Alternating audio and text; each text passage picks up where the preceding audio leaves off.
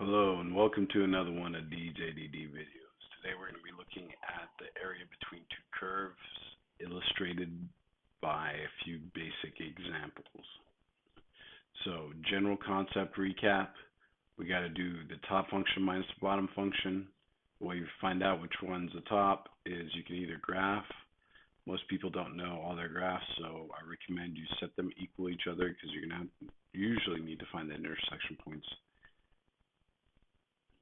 anyway, so might as well do it right away, and then pick a test point in between those intersection points. And whichever one gives you the largest answer, that's the one that's on top and comes first in your integral, okay? If there's more than one region of interest, if there are multiple intersection points, then plug in more than one test point. So find your intersection points, determine which one's on top, plug into the formula, integrate, and plug in bounds. Okay? So let's look at these examples now that we recapped. So the first one we have is this function here. If I were to use a graphing method, I could graph this function pretty quickly, hopefully, seeing as it's a linear function. Each one of these hash marks, I want to say, is 4 units. Okay, it'd be nice if they were equidistant. There we go. And what we would do is we'd plot the y-intercept of 8. So if this is 4, this would be 8, and we'd put a point there. And then the slope is 4, so we would go up 4 and to the right 1. Okay, so there's my graph of my straight line, and you can see it does intersect the x-axis, but nowhere near our range of 0 to 2. We're only interested in this function from here to here. Okay, so there's our region of interest. I'll highlight it in yellow for you. And we need to find the area of that region. So what do? Well, we can, let me show you real quick how you can find the intersection points of the x-axis in that function if you just set them equal to each other. So just algebraically, let's say you forgot how to graph, set them equal to each other. So we know y equals y at their intersection point, so 0 equals 4x minus 8. And then you're going to add the 8 on both sides.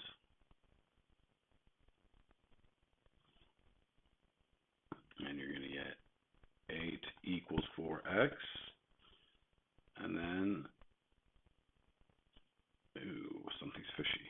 Oh, it was 4x plus 8. Sorry, people. So that should be a plus sign right there. As a result, these both should be minus signs. This is what happens when you make multiple videos back to back to back. But you see how easily you can make a silly mistake and then it'll mess up your problem. So this is a negative 8. And when I divide, I get x equals negative 2. Much better. That looks a lot more like my graph, okay? So it never hurts to do multiple methods. Better to err on the side of caution to err if you're going to err at all. That means it's better to be safe than sorry. So now that we got that and we see that our intersection point with the x-axis is nowhere near that negative 2 or the 0 to 2 region we're looking at, if I pick one, a test point in between those two, and I plug it into here, I get 12 on one side for the 4x plus 8. And then the 0 function is 0. The x-axis is always 0. We're testing to see which one is greater than, or is this one the bigger one? What's going on here? And we find out that indeed, oops, I made those in the same direction. This function here, the 12, is the larger one. So 4x plus 8 comes on top. Now, it might be obvious to you which one's on top because you know how to graph linear functions, but it won't always be that obvious, or you might forget your functions. In this case, all you do from this point is you go from 0 to 2, and you're going to do the 4x plus 8 0, which is not going to affect it, dx. So then you would integrate, and you would get 4x squared over 2 plus 8x, evaluated between 2 and 0. Then the 4 and the 2 cancel, and you get 2x squared plus 8x between 2 and 0. So you're going to get 2 times 4 plus 8 times 2, which equals 8 plus 16, and your area would be 24. All right? And that's basically it for area between two curves. It does get a little bit more interesting if your intersection point with the x-axis lies in between your interval. So here you see how we have a new example problem, two same functions but different intervals. We're going to look at them between -4 to 0. So if this is -2 right here, -4 to 0 definitely encompasses it. And you should be able to see that now we're going to have two regions. We're going to have that region and that region to look at. Okay, so I'm going to just do strictly setting them equal. And when we set them equal, we got -2. So because it's -2 is the equal point, we would have to do two separate integrals, one from -4 to -2 of the function. And which one's on top? Well, if I plug in a -1, or actually a -3 for that value, right? Your test point always has to be in between these two numbers. So if I plug in a -3, I get 4 times -3 is a -12 plus 8 is a -4 for this function. And then 0 is always 0, so that means 0 comes first on this one. So when we do top minus bottom, it's 0 minus 4x plus 8. Okay? And then you distribute the negative sign and integrate and plug in the bounds just like before. That's the easy part. Most people have problems just setting up the bounds. Okay? Again, it'd be the -2 plugged in first and then the -4. After you integrate, though. This one hasn't been integrated. So when you integrate, you should get this answer that you got, or I got right here. And then you could plug that in to 2x squared plus 8x. So when you integrate, you get 2x squared plus 8x. Now in this case, I forgot to distribute my minus sign too. I'm making little silly mistakes. This is what happens when you're tired. I worked 13 hours a day before with my students on campus and 12 yesterday, so I'm pretty beat. Finals week is kicking my butt. So in this case, both of these would be negative. The actual integral answer didn't change, it's just the sign of these, because still 4x plus 8 we're integrating, the constant is -1. So then you would plug in the -2 everywhere and subtract the 4. Sorry about that. All right, last example. This one we actually have to set equal to each other. I'm not going to graph it at all. I think the graphing method is not going to work for most of you guys just because you don't remember your graphs.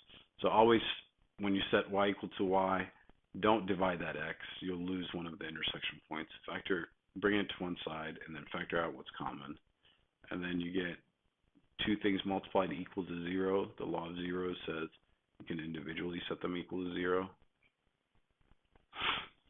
And then you get x equals 4. So those are your endpoints. Pick a number in between, plug them into both y's. So y equals x squared. I'm going to pick 1 because it's a nice, easy number to deal with.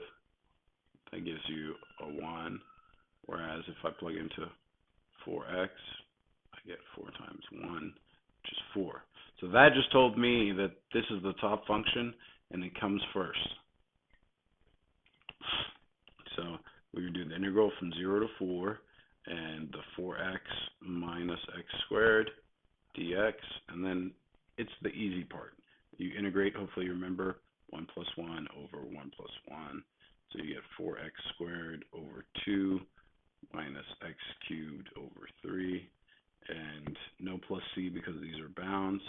You plug in, and here you're going to have a 2x squared minus a x cubed over 3.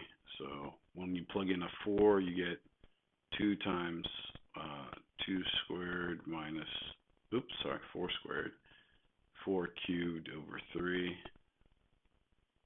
And then you get 2 times 16 minus 64 over 3. So then you get 32 minus 64 over 3.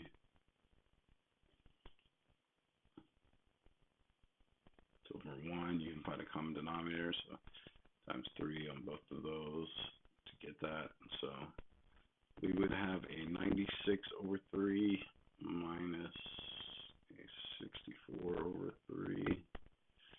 And what is that? 32 over 3 if you do that.